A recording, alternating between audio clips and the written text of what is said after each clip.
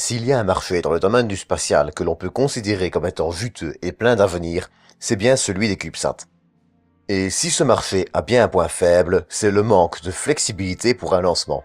Soit lancer via un petit lanceur comme Electron avec une liste d'attente relativement longue, soit se greffer sur un lanceur plus lourd comme une Falcon 9, une Ariane 5, une Delta 4 et j'en passe. Ces deux solutions, étant donné qu'il s'agit de lancement de plusieurs satellites, ont un défaut majeur. Il est impossible pour un CubeSat d'avoir une orbite entièrement personnalisable et fortement différente de la charge utile qui l'accompagne.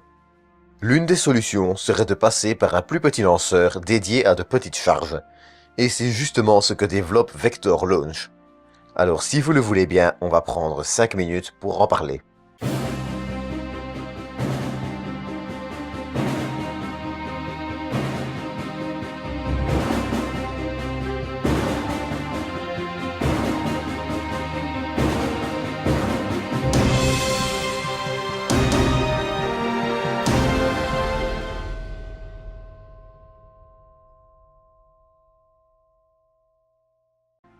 Avant de commencer l'épisode, je vais juste vous inviter à vous abonner si ce n'est pas déjà le cas, ainsi qu'à le liker, commenter, partager si vous l'avez aimé.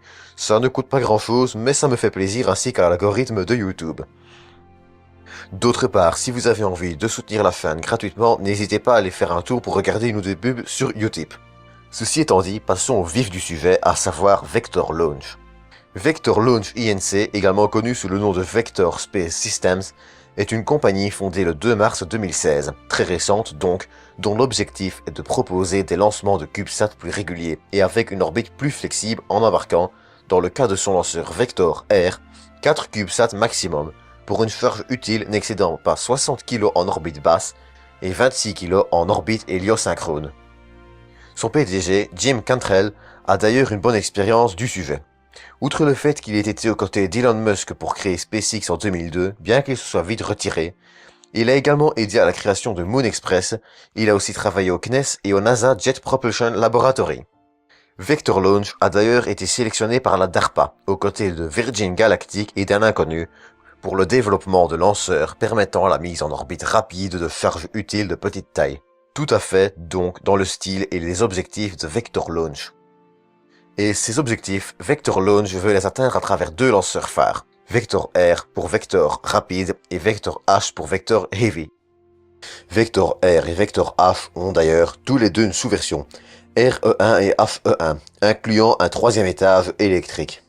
Vector R est un petit lanceur, capable d'envoyer jusqu'à 4 CubeSats, pour une charge totale de 60 kg en orbite basse et 26 kg en orbite héliosynchrone. Vector R fait 12 mètres de haut pour 1,2 mètres de large et un poids au décollage de 5 tonnes. Son premier vol commercial devrait d'ailleurs avoir lieu cette année. Et j'insiste sur premier vol commercial, car le premier vol d'essai de Vector R a déjà eu lieu, le 3 mai 2017, soit à peine plus d'un an après la création de l'entreprise, à 19 h depuis l'aéroport de Mojave, en Californie. Cet aéroport même qui accueillera d'ailleurs le Roton, mais ça c'est un autre épisode et je vous mets le lien en fiche. Ce premier vol donc sera un succès total, bien qu'il s'agisse encore d'un prototype à échelle réduite. Le vol suivant emportera cette fois 2 charges développées par l'entreprise en guise de charge utile. Ce second vol aura lieu le 2 août 2017 à 16h15 depuis Camden en Géorgie.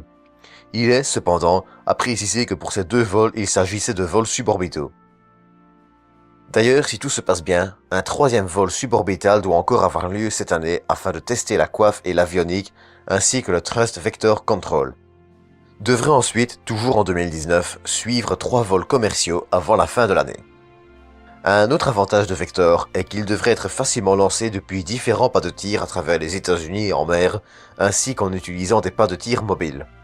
Vector est d'ailleurs conçu dans le but de pouvoir être, à l'avenir, réutilisé, sans toutefois avoir plus de précision sur le sujet, si ce n'est qu'il n'est actuellement pas envisagé d'utiliser une approche propulsive comme SpaceX ou Blue Origin.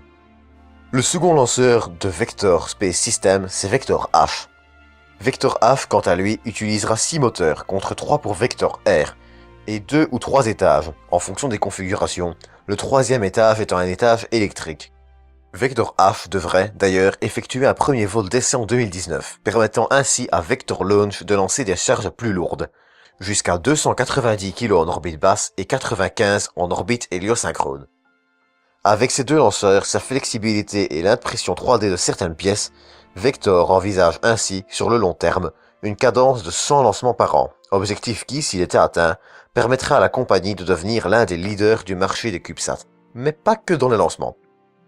En effet, Vector Space Systems développe également un système d'opération pour satellites, Galactic Sky, visant les CubeSats, qui peut faire tourner différentes applications.